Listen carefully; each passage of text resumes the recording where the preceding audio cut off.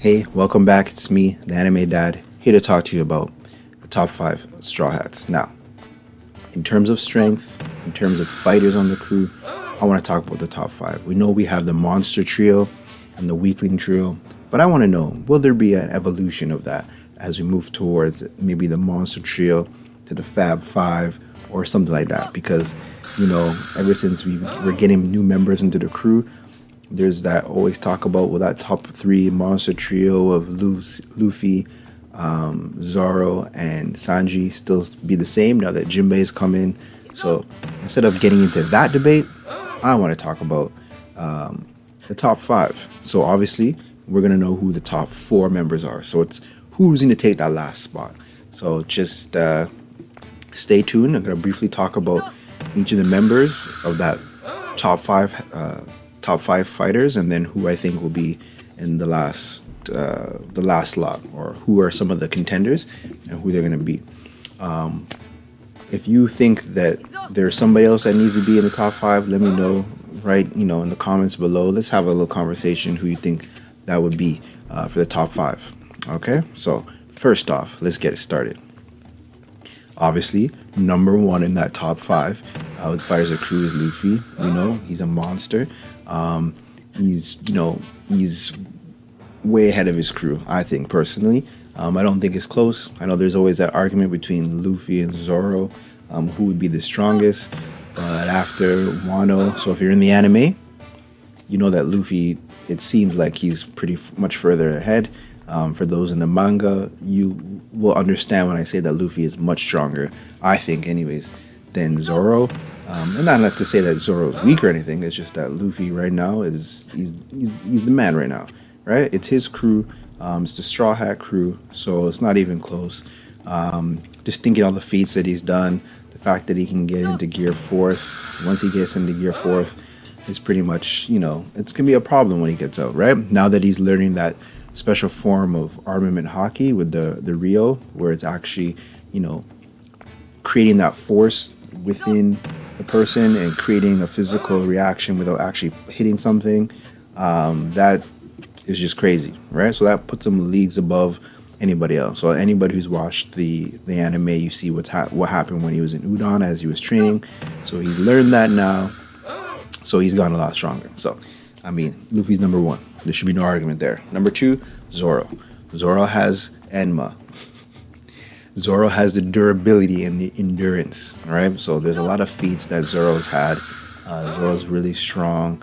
We know that he can take a lot of pain. He's got a lot of endurance. Most of his fights, going back, some of the most epic fights with Zoro is, he's either, injured and he has to fight under duress, or he's taking a lot of punishment, but he's still fighting at the end of the day to win, right? So also, Zoro, so he's got Enma. So, for those who haven't read the manga, so just spoiler alert here ahead of time, so you can not tune into that. But just see what he's been doing on the rooftop with his swords. He's still trying to gain control of the sword. Yes, it is a power-up, but no, it's not a bad thing. It's just part of an evolution of the swordsman. He's got a good sword. Swords can do whatever, but you have to be able to tame that sword. So we know that Zoro is strong enough to tame that sword. So that makes Zoro number 2. So we got Luffy, Zoro, already part of the monster trio. So, and then number 3, Sanji. Right, Sanji's there. He's got the raid suit now. His durability has increased. That people have been wondering about his durability. So his durability has increased. Sanji is willing to step in. He's always looking after the crew, trying to take care of the crew. So he's there in terms of strength. I know in recent manga chapters that it may not have looked that way, but I think that he's gonna get a shine. It's gonna come soon. Whether he gets a fight against certain characters that will help him progress and make him look better as a fighter. And we know that his main goal is in fighter, of course. He's there for support, also protect, but he's also there to cook, right? So number 4, Jinbe. Jinbe is boss Jinbe. So I mean, he's coming in. He had his own crew. They were very capable, right? So he was very strong. He's a very strong individual. You saw him stand up to Big Mom. He's got that courage. So he's not afraid to fight a Yonko. He's not afraid to fight anybody, really. So you see that Jinbe, it's got to be that number 4 spot. I think just based on seniority, right? Based on seniority, I'm gonna put Sanji above, only because he's been on the crew longer, so he's got to be part of that monster trio. But like I said, that's why I want to move or to think about it as like the Fab Five, right? So no one. We got the leader, which is Luffy, and you got Zoro number 2, right? But Sanji, Jinbe is gonna be in there, right? So you gotta think about what he can bring to the crew. So not only is he strong, he's a good helmsman, but in terms of fighting, very capable with that fisherman karate. Some of the stuff we've seen him do is absolutely just crazy, right? Helping Luffy out ever since the Marineford in terms of fighting. We've seen him, and you hear it's just about his feats beforehand. You know that he fought. Oh geez, what's his name now? You know he fought Ace, and when he was fighting Ace, they both dropped down, and we know Ace is a top level fighter, so we know that Jinbe can fight. We've seen him do multiple occasions that he can fight really well. So I mean, it's just really a no-brainer to me that he would be in the top 4. But the challenge is now who's going to be the number 5 spot, right? So I personally think the candidates for number 5 spots are as follows: Franky, Robin, Brook, and Chopper. Yep, those are the ones. I'm leaving out Usopp and Nami until, again, for the manga readers, for the next few chapters, how that's going to go, I can leave them out for now. That doesn't mean that they can't be in there, but, you know, we're going to have the lower end of the crew, and I don't think that the weakling trio should be the weakling trio. They're still strong, right? They're standing up to Toby Ropo, so, you know, I know we just use Monster and weakling trio, but that's why I like that Fab Five, and then, you know, the supporting cast around them. So, Franky, for me, probably some of the most slobber knocker type fights. Very entertaining, right? In Wano right now, as he's fighting Sasaki. That's a very entertaining fight. You know, he doesn't back down. He always goes head first. The way that he came in, as he, you know, into Wano, as he entered in with his motorcycle thing that he had there, as he hit Big Mom, going back to Dressrosa when he was fighting Senior Pink. Like, I love that fight. I mean, I think that he probably could have beat him in another way, but the fact that he was just going tit for tat there, like just a slobber knocker fight, you know, it was just blow for blow, going back and forth, not really defending, just haymakers going back and forth. As a fighter, probably one of the most entertaining, right, out of this group in terms of fighting. Probably one of the most entertaining for me, anyways.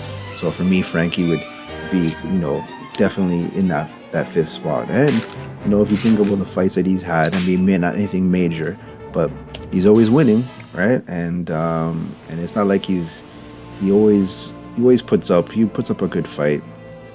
And depending on how this fight goes for him in Wano, it's gonna, to me, would like elevate him to that spot, right? And leading into the next person, which is Robin. Like, based on her devil fruit alone, Robin should be in there, right? But we know that that's not her main goal. You know, as the archaeologist, she's trying to study the world history. So, you know, as a fighter, she's not really wanting to be there. But we know, we just saw recently in the chapters that, you know, when she's trying to protect her crewmates, are people that she really cares about, then the devil in her comes out. So, you know, depending on what happens between her and Black Maria in that fight or whatever, you're definitely gonna see a different side of her. I'm hoping that Oda will draw it this way, or that we can see a different side of Robin, and we can see her use her fruit in a different way. Like, if you think about that fruit that she has, the ability to sprout arms, the ability to create clones of herself, is just ridiculous. And if she had hockey attached to that, like, it's just going to make her even more overpowered. So I think that would put her for a shoe-in for number 5. Some people put her in number 5 for sure, but, you know, I'd say Robin, technically speaking, like, you know, when she just came on the crew, she would have been up there. Right? But you know that as things have gone on, she hasn't got too many major fights. But right now, the fight between her and Black Maria is gonna be good. And they'll definitely like this is where like when Wano ends, we're gonna see like that top five. Like it's not gonna be people that have to worry about the top three strongest in the Straw Hats. They're gonna have to worry about the top five strongest, right? And maybe have to figure out the rest, right? So like Big Mom has her commanders and her sweet commanders. Well, we got our Fab Five on the Straw Hats, who our starting five lineup that can take anybody out. Doesn't matter. So yeah. Who else did I say? Oh yeah, Chopper. Okay. Oh no, sorry, Brook. Leave Chopper for last. Brook. All right. So Brook is a swordsman, pretty good. To me, I know he's not the strongest, but I just love the way his whole sword style, with the ice coming through. I love his bravery. At first, I wasn't the biggest fan of Brook, to be honest with you. Wasn't the biggest fan of Brook at the beginning, but as time went on, I became more, started to appreciate him a little bit more. I mean, the same jokes about the panties over and over again, seeing panties. But when it comes down to him fighting and him getting serious and that tone of voice that the voice actor takes, really appreciate that. I think what really rose Brook in my books, and I'm sure a lot of your books, if you're paying attention to the show and the manga, was when he confronted Big Mom. Like, to me, I mean, on paper, as somebody said beforehand, Big Mom and Brook, you're just like, that's, to Big Mom, Brook is fodder, right? Now, I'm not saying Brook is fodder. What I'm trying to say is that in terms of the strength and the comparabilities between the two, like if they're going to fight, it wouldn't even be a problem, right? Brook is not even piercing her skin. So, that wouldn't even be you wouldn't even think about that. Like, he's going to lose for sure. But the fact that he actually stood up there, tried to fight her, he did the best that he could using his powers, right? Taking out the homies. And even now, and more recently in Wano, what he's done, right, to Zeus a couple times. So, I mean, Brook, he's a capable fighter, and I think that a lot of people underestimate him. So I think that's, that fifth spot that we can get in there. Maybe he can slide in as that underrated. If he wasn't that number 5, he may be the sixth man. He might get that sixth man of the year. For me, he would get sixth man just for what he did in the whole Cake Island, what he would do with Big Mom, right? I know maybe not everyone liked that situation, what happened with him, and as they looked at it as a slight towards Big Mom, which I didn't. It's just that Big Mom, she loves her toys. She wanted him to be one of her toys. So it's like, okay, that's the only reason why he stayed alive. But still, he actually put up a really good fight, really, really good fight. So, and for that, you have to just give it to him for a candidate for top 5, right? So, last but not least, Toni Chopper. And most people may be like, what? Toni Chopper? He's, there's no way. And you're right. I mean, if you think about it, Chopper hasn't done much. His bounty isn't worth much. But when he goes into that monster point, the amount of strength that he has, that he could actually put out, it could put him in that category, depending on how he would go. Now, in terms of the manga, just think about it for the manga, what he's done recently. Slapping Queen, saving people with the nebulizer, right? Getting rid of that Ice Oni disease, or whatever you want to call it, disease that was happening. That makes him so very capable as a fighter. And it's actually really good to see, to be honest with you. But the fact that he came in and he went straight to that monster point, he knew not to mess around with Queen. And again, if it's a one-on-one, Queen, it will probably beat the living daylights out of Chopper. Let's be real about it. But the fact that he was willing to stand up there and fight, that's just it's wonderful to see. It's wonderful to see.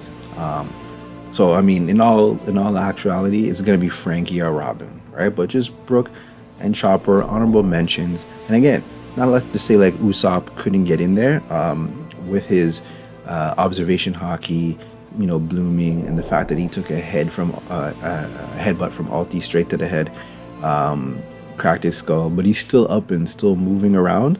That speaks a lot. Same with Nami as well. That speaks a lot. So, I mean, the top 5 I think is solidified, but the other group that's there, I don't want to see them as the weakling trio anymore. I want to see them, just as a supporting cast for the Fab Five. So yeah, with that, so like I said, obviously Luffy, we had Zoro, we got Sanji, we got Jinbe, and then we got Franky, Robin. So I think, to be honest with you, if we're gonna choose that number 5 spot, as of right now, this very moment, I'm gonna say Franky for number 5, just based on the fact that Franky's always willing to throw a fight, willing to play with his new toys, and they're always he's always out there looking to fight. Whatever his mission is, he completes it. Robin, her mission is a little bit more espionage, spy type of thing, where she's sneaking in, trying to get this, trying to get that, find out some information. So that's what she's doing. But depending on how things move with the chapter, and we get to see that other side of her, which a lot of people really want to see. Me personally, I really enjoy Robin's character. I want to see her come out, I just want to see her do something. So yeah, I mean, I'm gonna pick Franky. Robin is there. It's close. So again, it's Franky, but then right underneath is Robin, depending how things go. And then, Brook, he gets honorable mentions. And Chopper, you see him, he's so cute.